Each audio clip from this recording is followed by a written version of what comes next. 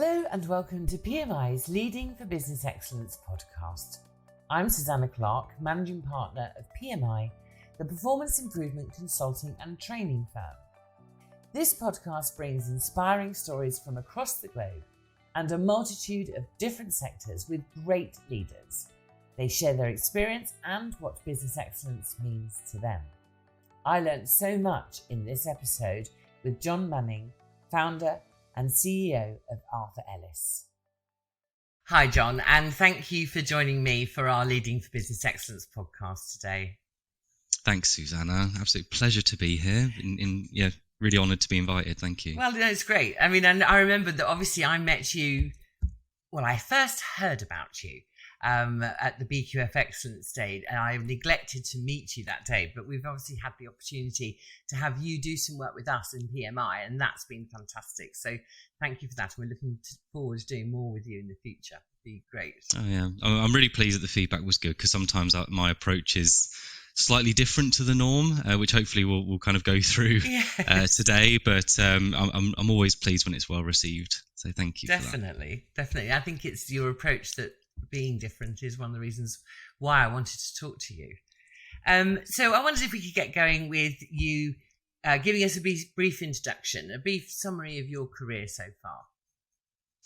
Oh, yeah. Well, it's been a bit of a roller coaster. I started out in sales, actually. Nothing to do with mental health or well-being. Actually, the opposite, really, if you look at the sales environment. So I worked in sales, started when I was about 18. If you want to go back further, I actually started work when I was 13. Cash in hand, selling window cleaning door to door, taking my parents' lawnmower up and down the street to find gardening opportunities. So quite an neighbours. Entrepreneurial spirit within you then to be thinking like that. Yeah, I guess so. And it was, I don't know if it was partly, my parents not wanting me just to be in the house. But it was also, it was just things to do in the evenings. So I'd sell window cleaning throughout the evenings after school. And then at the weekend, I got a job at Marks and Spencer's, not just any shop. And then I kind of started formal sales when I got to the age of 18, and that kind of progressed to the point where I became involved in commercial management of railway projects. Mm-hmm.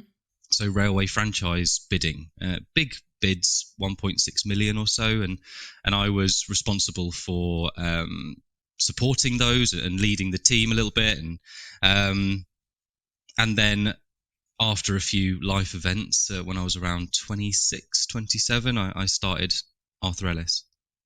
Okay. So that's kind of a snapshot of the career so far, a bit of a mixture, but yeah, primarily it was very commercial, and I like to think that I kind of use that experience now within the charity sector to ensure sustainability and profitability for our beneficiaries. And I mean, you mentioned cutting lawns and washing windows and so on. Yeah. But was that the dream? When if I bumped into you on your street as a teenager and said, "Is this what you want to do when you grow up?" Was that the basis of your thinking? To be honest, kind of at the time it was, and I think that's kind of the point. We do what we feel like we need to do at the time. I always used to want to be like typical fireman or whatever it might be, those very glorified roles in society. So I've always, I think, personally wanted something that was credible, deemed as being, a member of the community, and I've kind of always been driven by that in different sort of job choices that I've gone for, or career choices, but I was actually doing, I was selling the window cleaning, and luckily I didn't actually do the window cleaning. I did a very simple job of just selling it. So I didn't do the hard graft that the window cleaning guys did. But once I started in sales and sort of found that relationships with people essentially dictate everything, learning that was paramount with all of the future decisions that I made. So I think, I did want to be a fireman. I was going to go to university to study prosthetics and become a prosthetics clinician. Okay. But again, in relation to mental health, there were a few things that unfortunately got in the way, and meant that I needed to either change direction. But to be honest, it didn't feel that way. It felt like more my perception had changed, which then changed my direction. So I'm quite grateful for that, even though those things at the time don't necessarily feel like something you should be grateful for. Yeah. Okay.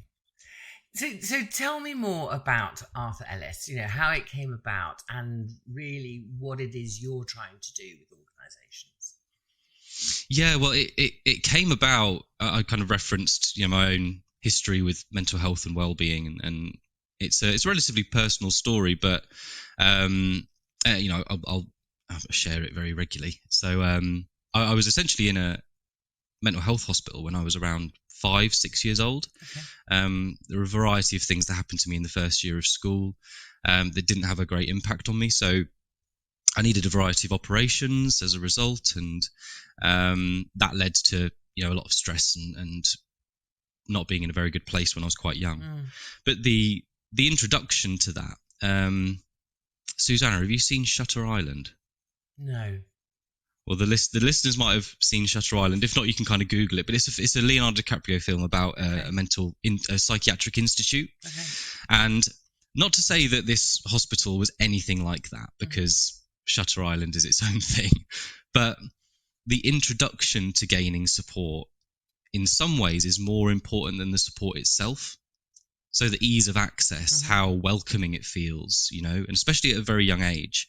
So when I went to this hospital, it was beige walls, typical kind of hospital site, and there was a two-way mirror, and it didn't feel, like, welcome, you're safe, we're not interrogating you at all.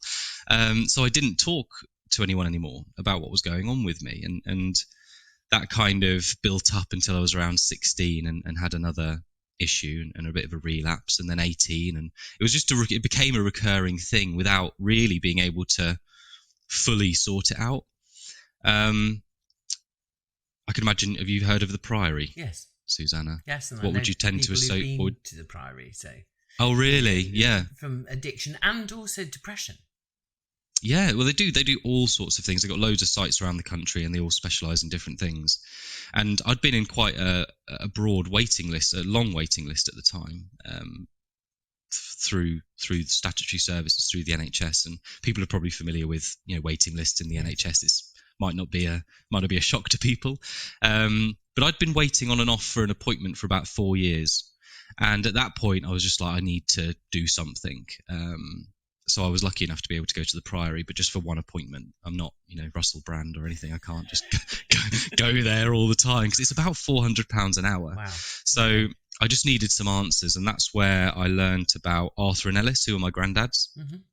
And Ellis was actually in an institute for about 36 years, and that was down to his own condition. He had something called schizoaffective disorder, which is a broad term, but it's essentially, it's also quite a petrifying sounding thing. But it's bipolar essentially, but at a level where psychosis is quite readily present. So if somebody's seen, any of the listeners may have seen A Beautiful Mind, the film with Russell Crowe. Yes. So that depicts John Nash, who's a Nobel Prize-winning mathematician, but he had a very similar condition to Ellis. So you can imagine West Yorkshire, 1970s, not really understood. People didn't know how to support him. He didn't know how to support himself. So he was unfortunately, put in an institute for majority of the remaining of his life. Yeah. And in that appointment at the Priory, I was diagnosed with bipolar. So bipolar, but not the schizoaffective type, which obviously I'm grateful for in some degrees. But at the same time, like I said earlier about these different experiences in our life change our perceptions. With bipolar, your life expectancy becomes around 50 years old. Okay. So I'm 32 at the minute, and not to say that I'm kind of counting down or anything, but it really does put things into perspective when you're sat across from a medical professional telling you stuff like that. So I was on the way back, and I'd been searching for some level of answer for 20 years or so, And I was on the way back from that appointment, and I realised now I have an answer. It gives me no information about what I need to do moving forward for my own life, for myself, for that I can be effective for the people around me, because at the time I really wasn't. So I quit my job, remortgaged my house, hired about 9 clinicians of different disciplines to learn from them. And that was the start of Arthur Ellis and our training. Kind of realised that there's enough out there that is raising awareness for conditions. There's not enough out there that's raising awareness of actionable things that people can do about them, or actionable things they can do to prevent them. So started on this journey it's coming up for 5.5 years ago. And now we're operating training globally, and the training's allowed us to facilitate a one-to-one service with using profit from corporates that we work with to support children, young people, and eventually anyone of any age that might be in need of some level of support.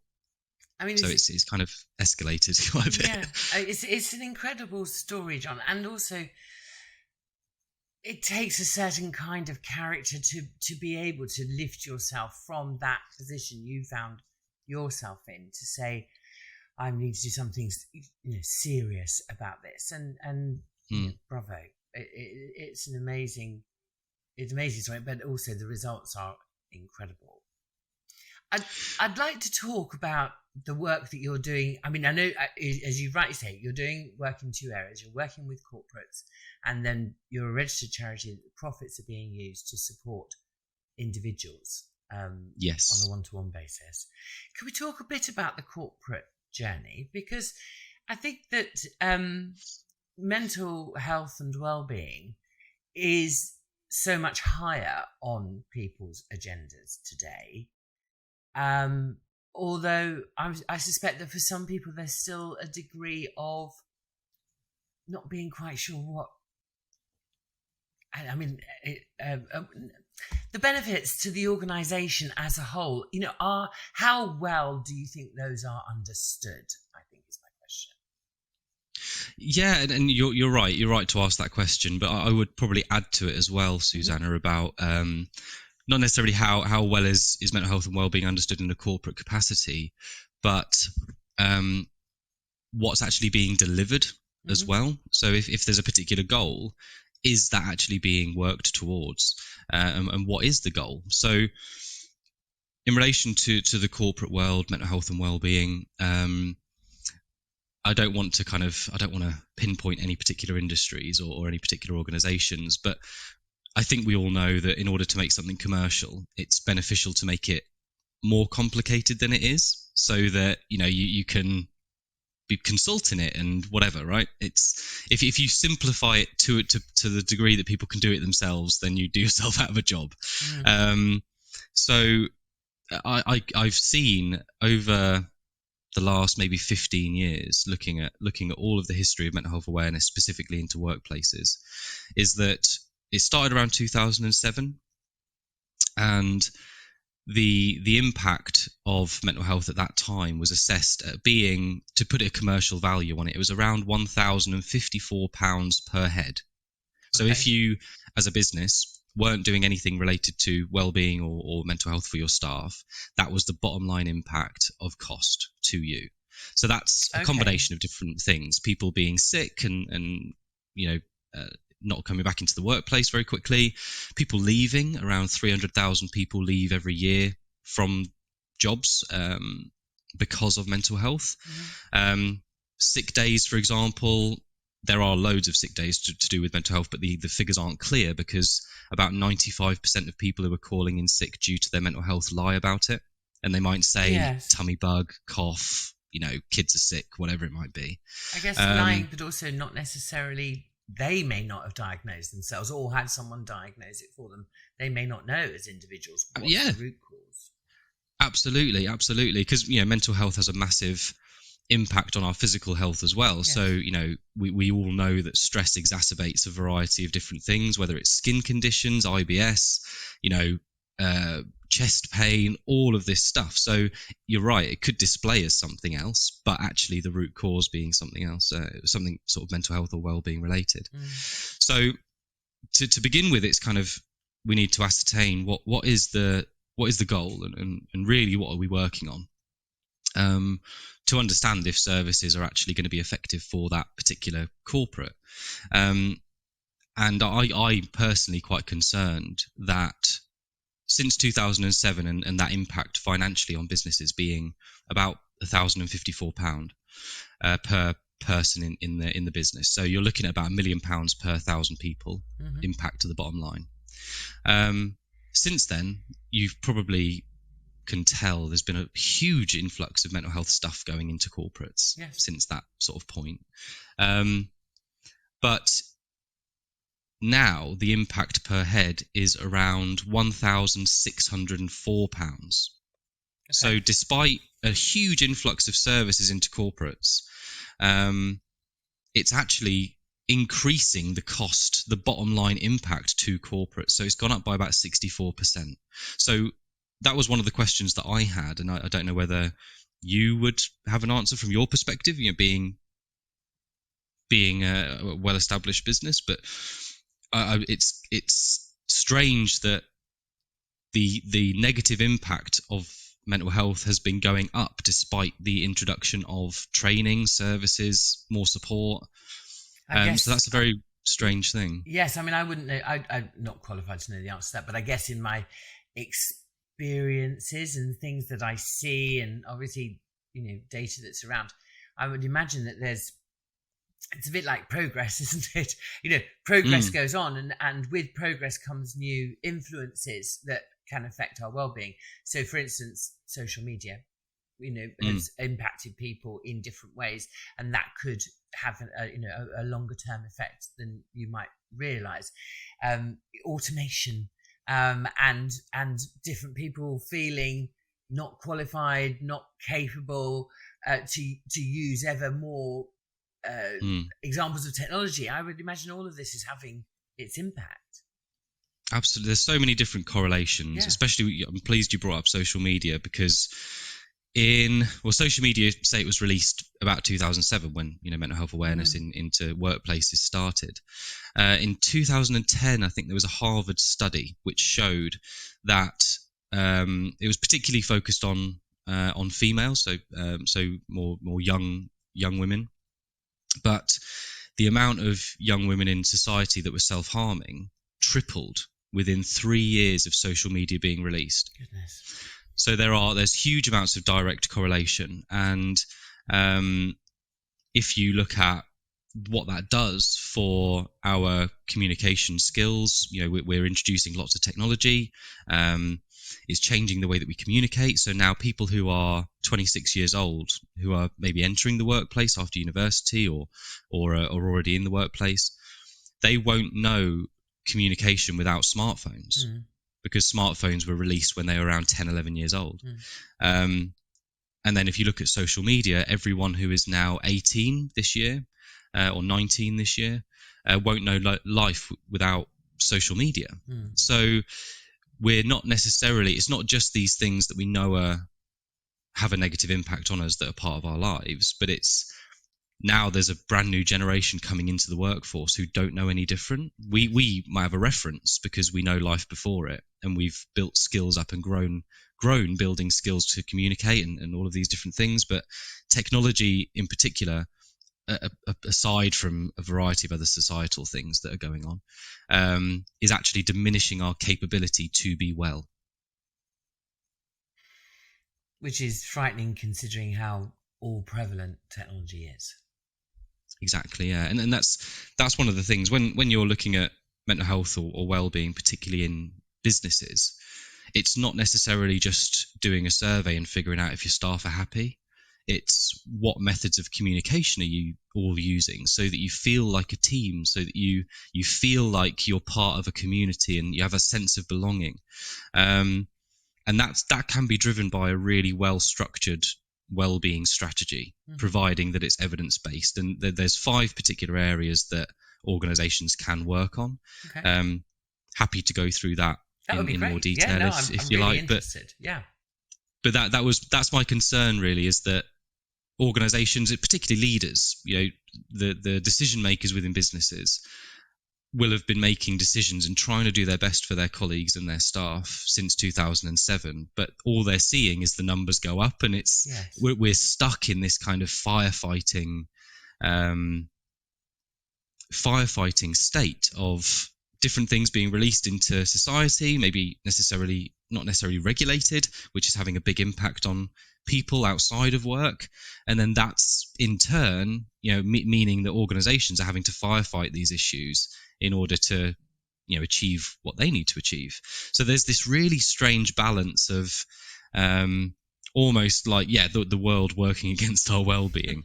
And it can feel quite hopeless, really. I've certainly had times in the last 5 years or so that it's just been like, this is too big. This is too complicated. There's too much going on. Especially, being a charity and stuff. I was a volunteer for the first 4 years. Yes. So if I am a leader in an organisation of any size, but let's imagine I've got actually quite a large organisation, so I've not got necessarily the sort of contact, for instance, in PMI that we might have because we're much smaller. Then what do I need to be thinking about? What's your advice on how to approach this huge issue? So I want to say something, but it's going to sound really weird until I add some context. But from an organisation point of view, a good well-being strategy is built around facilitating people's bananas. Okay. Which is strange. And it's not an innuendo, I promise. We work a lot with children and go into schools and do lessons and do banana and donuts lessons and things like that.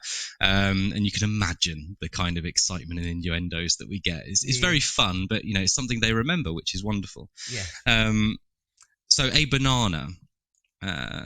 Susanna, I'm going to ask you if it's okay. Okay. What would happen? It's not exclusive to bananas. We just call it a banana. But if you were to introduce a piece of fruit into your diet once a day for a couple of weeks, what will happen to you over that 2 weeks? You can mix it up, use different fruit, whatever you want. You're just adding a bit of fruit to your day. Well, presumably I will be more healthy because I'm getting more vitamins. I'm getting fresh, unpreserved nutrition. Yeah, absolutely. And I'm also developing a habit vitamins. if I'm doing it for a couple of weeks, presumably. I'm absolutely, starting to develop a habit. Absolutely. And the banana for us is a metaphor. Obviously, it's not kind of. I'm not sponsors of a particular banana brand or anything like that yet. But that's the way that we would like people to, or encourage people to look at their healthy behaviors. So there's 5 healthy behaviors, and this kind of forms an organization's well-being strategy. So the first one is move. We call it move because exercise is a little bit daunting sometimes, depending on what state people are in. So it's just move, and that's 20 minutes a day, roughly, at a minimum, to keep consistent. So when we exercise, there's an area of our brain called the hippocampus, and that's responsible for our memory, learning new things, and also regulating our emotions. So the hippocampus is responsible for releasing a hormone called serotonin, which is our natural mood stabilizer. So that helps us to stay in control of how we're feeling. And when we walk, not just walk, depending on people's capabilities and accessibility of these things, 20 minutes of walking is kind of used as a gauge. But if someone has a disability or is unable to do walking or any other thing like that, it could be stuff that you do on the sofa. There's a variety of things, particularly on the NHS website, that's like couch to 5k or whatever it might be. So you can find something that's suitable for you. But when we walk for roughly 20 minutes, the hippocampus actually grows within our brain. Now, obviously, it's a minute amount. Don't worry about walking too much that your head's going to explode. But it enables our hippocampus to release more serotonin into our system. So anyone who has been through, maybe got a really good exercise routine, and then they've been through a phase where that's been interrupted, they've probably noticed that they might get a little bit more snappy, irritable, frustrated. And that's because literally our bodies are limited in our emotional regulation. It also happens in the gut and a variety of other places, but unless we have all of our bananas in a row, it will be very, very difficult to stick to a diet. So that's why we tend to sort of say move in order to give us a kick start to get that serotonin into our system. So facilitating movement within your organization is paramount, absolutely paramount. The amount of people who work from home now or work hybridly and don't leave their desk during the day for whatever reason, maybe they forget, maybe they feel guilty, no one's watching me work, so I need to put more effort in kind of attitude. It's very, very easy to stop, and that's just going to make us more irritable, more, maybe short to react, especially if you're dealing with customers. That's not a great place to be. So you can kind of start seeing where that financial impact may come from per head. So, but does that surprise you? Like exercise, I know it's a pretty common thing that people need to get. Yes. So no, it doesn't surprise me. What I like about how you describe not just the physical benefits of exercise, but the mental benefits. That for me is really clear, and I really appreciate that explanation. I think that's. And for me, for me personally, it's been quite a game changer. So. Yeah, and it allows you, once you get good at it, because this thing is a practice. Even though I know it's a walk, it doesn't sound complicated, but actually doing it and building it into your life consistently is tough. Yes. Especially with all the different things that we've got to do every day. So it has a remarkable impact, and it doesn't just allow you to keep consistent, but actually allows you to channel your feelings somewhere. So if you do recognize that you're less in control of your emotions, maybe more tearful, irritable, snappy, whatever, then it gives you something to target that towards. I've been really snappy today, I'm really sorry, which is a line that I always have to say. I need to walk more, I need to move more, and that's gonna allow me to be more in control of that. So there's a big personal responsibility with it, of course. So that's kind of our first banana. The second one is focus, and that's any activity that draws our attention to the present moment. So that could be gardening, reading. Is there anything that you do that comes to mind? Both of those. Do you? Yeah, Lovely. Yeah, both of those. And not daily, but I love theatre, and that immersion in that focus. Yeah. Immersion is such a good word. Yeah, it's such a good word, and that's kind of what focus is about. And we generally probably have a lot of activities that we do that we don't describe as in that bracket. But the way to think about focus is it supports. It has a knock-on effect similar to move, and has a knock-on effect to our regulation ability. Focus activities like gardening, like going to the theatre, which is a great one, maybe even cleaning, organizing, tidying, writing, arts and crafts. These things, it might sound fluffy and kind of meditation, like, oh yeah, whatever, that's boring, it's not actually going to have any impact. But what it does is it allows us to be in the present moment, and with everything going on, we're all so future focused. What's going on next week? What's going on in what's happening across the world in a year's time? We're so concerned about the future, and the definition of anxiety is concerned and worry about uncertain future events. So if we are consistently filling ourselves and concentrating on the future, we are going to be anxious. It's simple as that, really. And about 60% of anxiety is driven by stress. So you've probably all said, oh, I wish I could read more, or had the time to do whatever. And we need to make time. Otherwise, we're just going to continue to have a really poor relationship with anxiety and not practice being in the present to be able to have a better relationship with it. So those activities are incredibly important for us. And from an organizational point of view, it can be very simple. It doesn't mean that you need to hire a meditation expert or anything like that. You could have, encourage people to play cards at lunch rather than scroll on their phones. Yes. Put some packs of cards out, and you'll be surprised that people just start doing things. Maybe even like board games, go to a charity shop and get Scrabble, or whatever it might be. Just giving people a break from their devices so that they stop getting future notifications and they can be in the present for an hour a day can be an incredibly powerful tool. And that goes towards developing our self-awareness. So, Susanna, have you ever driven somewhere and not remembered the journey? Yes. Yeah. And my father used to do it remarkably frequently, and he used to call it that he got there on George. George for him was what he was called his automatic pilot. Oh, really? Yeah, interesting. So he said, I got him to stay on George. And you think... Pleased you're here. Yes, so glad you arrived. Yeah.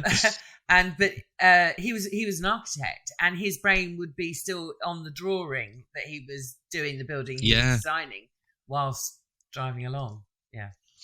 Absolutely, and that's where kind of like there's some rules that come in with this and things that we need to consider, and that's where bananas can help, because if you consider a banana being something that you can introduce into your life that won't have a massive impact but only make you healthier, that's kind of a good way to think about how we're spending our time. If I sit on the sofa and scroll on social media for 2 weeks, am I going to be healthier?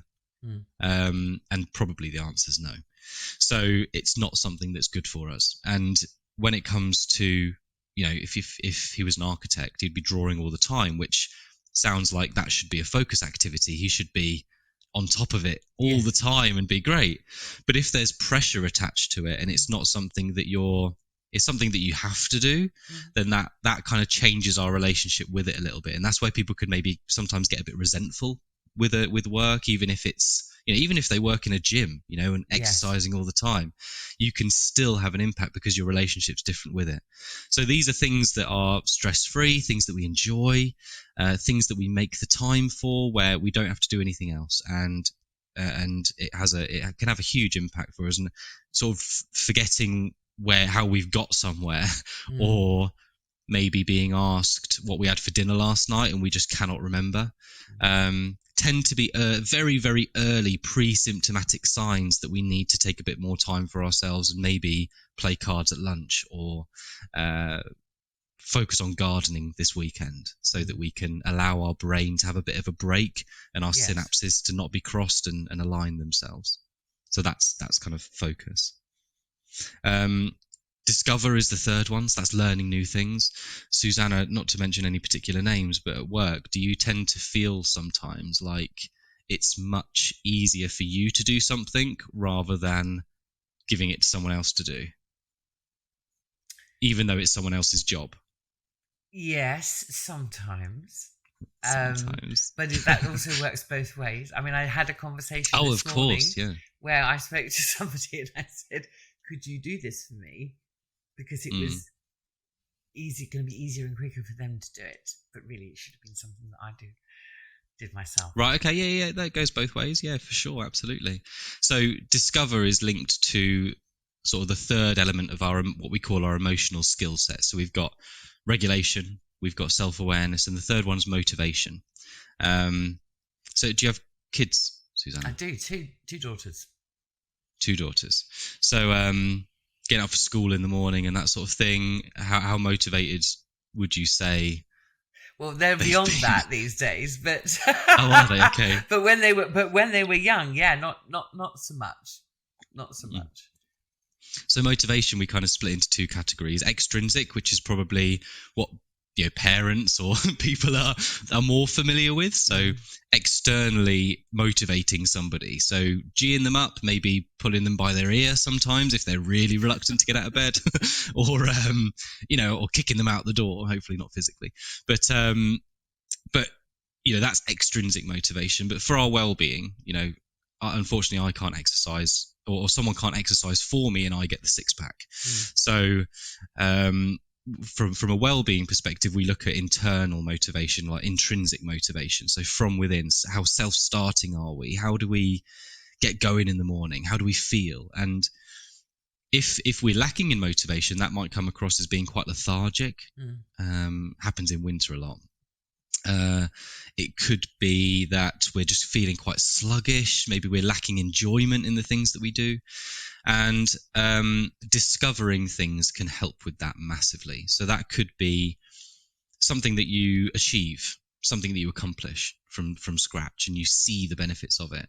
So when we do, so for example, I've got one where I fixed a tap. It was 2021, Euros were on, it was a Sunday, the call-out charge, I don't even want to imagine what that would have been from a plumber, but I was just settling down on my sofa and the tap just went on full blast all of a sudden, and it just was on, so I had to figure out what to do, and I looked on YouTube, watched some tutorials, got it fixed, and felt incredible afterwards. So have you got anything like that you've had to do in the past? Well, funnily enough, you're comfortable sharing. Yeah. So at the moment, I'm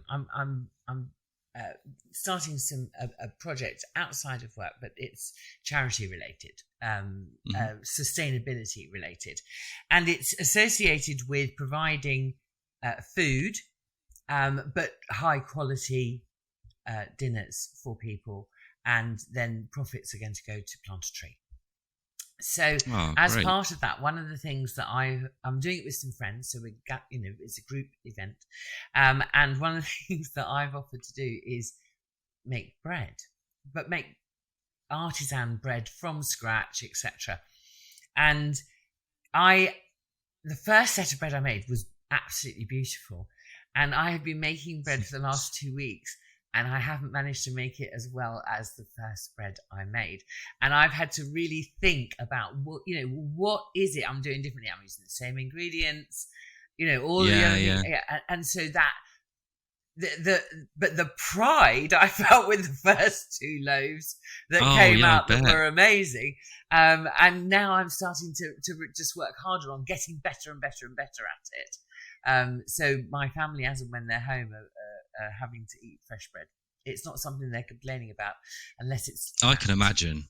I did do a flat loaf the other day that wasn't very good at all. It wasn't meant to be flat, I say, I see. Okay. I was gonna say, well, bread's bread. Bread's incredible. No, so not when you're trying to get something that's 4 inches deep and it's about 1 centimetre deep. It's not. Well, if you do have any like that, I would please feel free to donate it to me. Just send put it in a box, send it over. It'd be wonderful. But yeah, you mentioned that pride, and you're right. When we accomplish something like that, and maybe listeners can think about maybe a scenario in their own lives that they've achieved. It might be DIY related, it could be baking related, it could be even a song that they've learned how to play on their instrument, something new, or a new element or technique in a hobby. Whatever it is like that, it gives us a huge sense of accomplishment, and that goes so far towards our confidence, our self-esteem, giving us that boost. We've probably had an opportunity or a moment before in all of our lives where we do something like that, and we can't help but just tell everybody because we're so happy with ourselves. So those, that they're relatively like flagship examples, but day to day, there's a general rule in health and care and across the board is not to do something for somebody that they're able to do themselves. So when we do, as a leader, it's tough, or as a manager, it's tough, because sometimes it is easier for us to just do it and just crack on. But you're kind of almost, if you think about it in a way, that you're stealing that person's accomplishment. The knock-on effects to maybe it taking another hour, but that person or maybe putting a bit more effort into it, not only will that person be able to do it next time, but they're going to get such a sense of accomplishment from it. And the same for us if we delegate out pieces of work that we should be doing. That we're almost stealing our own confidence away from ourselves. So we do owe it to ourselves to either encourage other people to do things that we know that they're capable of doing, or having a look around and seeing, right, if I feel lethargic, if I feel unmotivated, what might I be able to fix this weekend or learn this weekend? Even if it's like listening to a podcast, something educational, we can then go and share that with our friends. Like, guess what I found out? And it helps us. So that's, discover. It's very, very powerful and makes up or contributes heavily towards our motivation. The fourth one is communicate. We call it communicate. It supports our social skills, our ability to build and maintain strong relationships around us. That's driven by the methods of communication that we're using. So we've got verbal and non-verbal communication. And I know, Susanna, we've gone through this in some of our workshops in PMI, but I want to test you if that's okay. Okay. Do you remember roughly how much of our communication skills we're using when we're using verbal communication? 7%. Yes, it is 7%. So when we talk about verbal communication, that might be the words that we're putting into a Teams chat, or an email that we're sending, or a WhatsApp, or whatever. It's just purely that form of communication. We're not using much of our skill at all, and that goes back to what we were saying earlier on. And if people might want to go back and listen to that bit about how our communication skills and what we're using to communicate has changed, given the introduction of technology. 26 years old, people haven't communicated without a smartphone before, so it's well, they obviously have outside of smartphones, but our methods of communication are changing. So we're primarily using verbal communication day to day, especially if you're working from home. But non-verbal is where it's at. We've got to really focus on getting more of our non-verbal skills up, and that's body language, eye contact, tone of voice. Is there anything that you would put into that category? Anything that I haven't mentioned? Hand gestures is one. Well, I think of that as body language. I mean, I'm a big waver. Yeah, you're a big waver. Yeah, it's good, isn't it? That expressions and expressing yourself, it's great. So that makes up the 93%. And I don't know if you might not want to say when this was, but I'm sure you've probably used a hand gesture and not said a word, but said an awful lot to somebody. This morning, I used a facial this morning? gesture. Yeah, because okay. I was not a hand gesture then. No, it wasn't a hand. It was a facial gesture, but it conveyed a completely different message.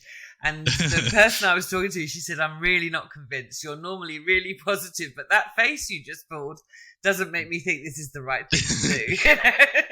Absolutely, and it's so telling, and that's picking up on those things. Not necessarily just from putting out the right impression, but it allows people to be able to receive the correct impression and to get used to understanding, right, I'm sat across from this client, they're telling me that they're happy, but I know that they're not. That feeling that you get that something's up, that you need to go and do it. So there's communication, I think.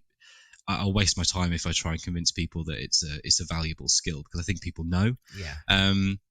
But from an organizational point of view, if you are introducing new technologies, or if you are introducing methodologies across the business that are going to promote purely the verbal, you're doing people, your customers, your relationships not enough justice whatsoever, because people are going to very quickly notice that their social skills and their ability to build those relationships in the first place is actually diminishing.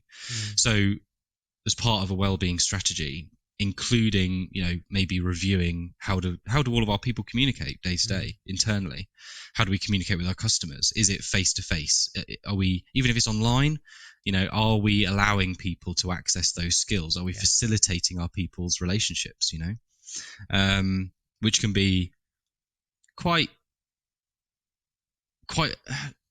a simple adjustment, really. I was in Blackpool this week with an organisation, and one of their values as a company is to have your camera on, which I just thought was great. It's just, it provides a bit of accountability. It means that, I don't know about you, but if I don't have my camera on, I'm probably not, first meeting in the morning, have my camera on, I'm probably not going to shower. I'm probably not really care what I look like, what I wear. And it's not necessarily just having your camera on, it's everything that surrounds that, making sure your environment then is a nice environment, making sure that you are, you're hygienic, you're looking after yourself. So just something as simple as that. It doesn't necessarily have to be, right, we're not using Teams anymore, we're going to delete it. Don't do that. But, you can just find opportunities that allow people to communicate effectively rather than just volume. You know what I mean? And then the final one is help, and that's all about helping others and being in a position to help others. So if we can manage all the other four, we can begin to help other people. And when we do good deeds, whether it's helping someone with their shopping, helping someone cross the road, maybe it's my bin day, so I'm going to put some of my neighbours' bins back by their houses and stuff because they're out at work and I work from home. So just deeds like that, providing we're not expecting anything back, is incredible. That releases dopamine, which is our reward hormone, so it tells us that we've done a good job, and that's a very addictive feeling. It's actually the hormone most associated to addiction. So why not get addicted to helping people? Yeah. And then oxytocin as well, which is our love hormone, and gives us this incredible feeling of again, pride. If someone that you love achieves something, you're probably going to get a warm, fuzzy feeling, and that's kind of oxytocin. So it feels great. But when those two things are being released, our brain stops the release of cortisol, stress hormone. So, like we said about earlier on with move, if you're feeling irritable or angry or maybe tearful, you can go for a walk to encourage to support the release of serotonin and being in control of those moods. Same with helping others and stress. You can align your CSR with your well-being so that during really stressful periods, year end, I appreciate that during stressful periods, you don't want to add more to people's plates. But again, it could just be built in to someone's day of an element of CSR that's part of their job. And that's going to actually stem the release of cortisol into people's systems in the first place and allow them to be less stressed whilst building their resilience with the other activities and making for a really well-rounded well-being strategy. So that's kind of long-winded, but that's kind of the 5 elements and some of the things that organizations can simply do to get them in place. No, it's fascinating, John, and it makes it tangible. There's nothing you're talking about here that is so far away from being in scope of what's possible, which is amazing. It's one of the things, obviously, that we really like about what you're doing. If I was, let's say I'm a leader of an organization again, and I want to address this. I want to address this wholeheartedly, but I also want to get some sense of how am I doing? How are we doing as an organization? How tangible is it to be able to sort of measure the impact of this type of work? Historically, the methods of measuring impact have been typically activity based. So how many steps are you doing, how many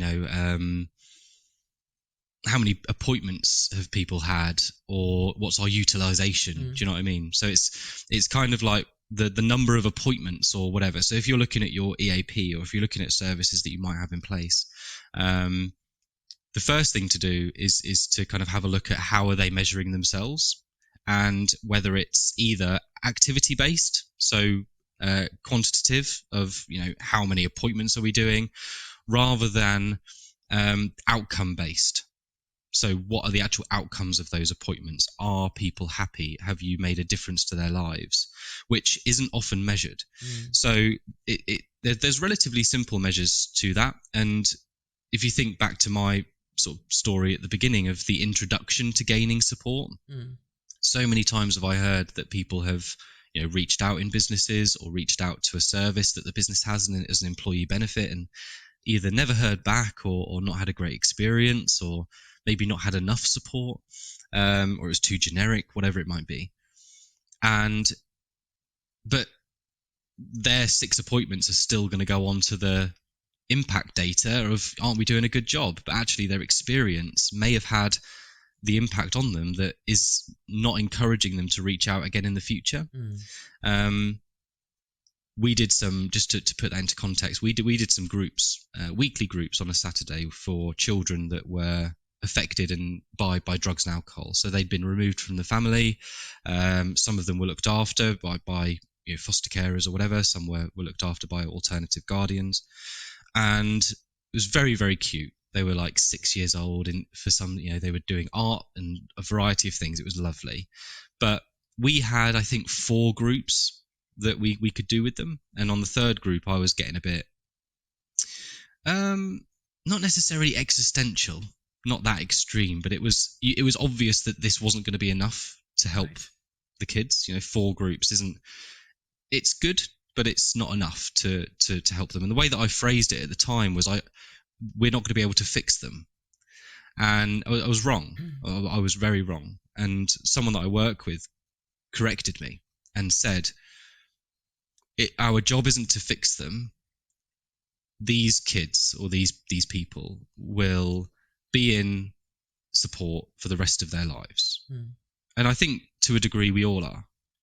But what's important is that they've had a good introduction to gaining support and asking for help. Yes. So when we're looking at services, understanding what our colleagues are, if it's a employee benefit, our colleagues are the customers.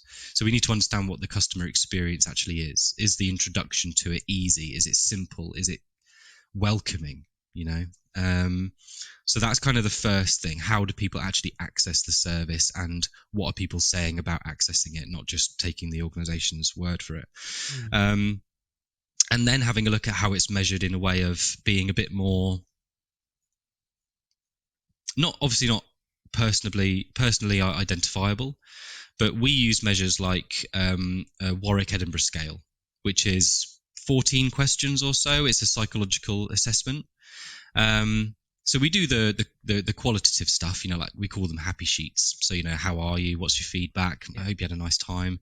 But then we actually have a look at, asking questions similar to, how have you felt in this respect for the last 2 weeks? Okay.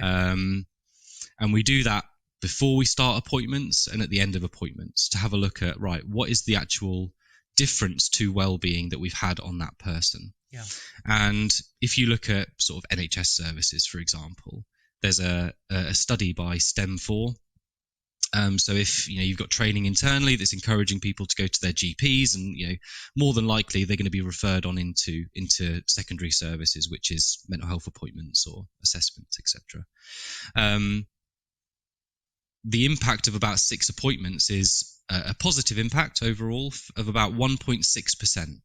So Susanna, if that was it, us, and I was your practitioner, after 6-hour-long appointments, you will feel 1.6% better.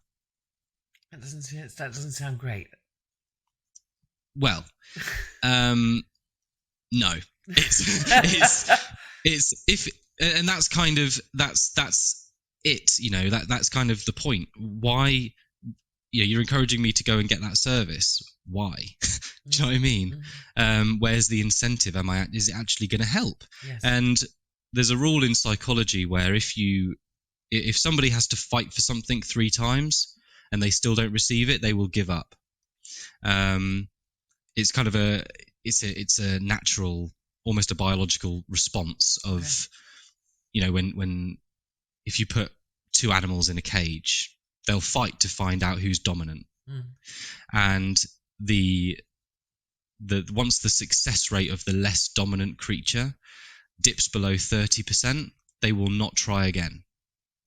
So if you put that into context of reaching out for help, you ask for help 3 times, on the 4th time you don't get it, or it's too difficult, or something's in the way, that person is not going to be asking for help anymore. And that's a very, very sad state to be in. So having a look at actually, measuring impact, not necessarily just are people happy or would they recommend the services, because we all know that surveys can be asked in a particular way that shows those figures favourably. What are the nuts and bolts of the actual scientific assessment of these things? Yeah. And for example, we've done bananas. We've got bananas as a resource. So after the workshop, people tend to get the resource through. We've worked with somebody just doing that for 6 weeks. So, how do you exercise? What's your relationship with it? How can we get more of it into your life? And almost organising well-being into their life.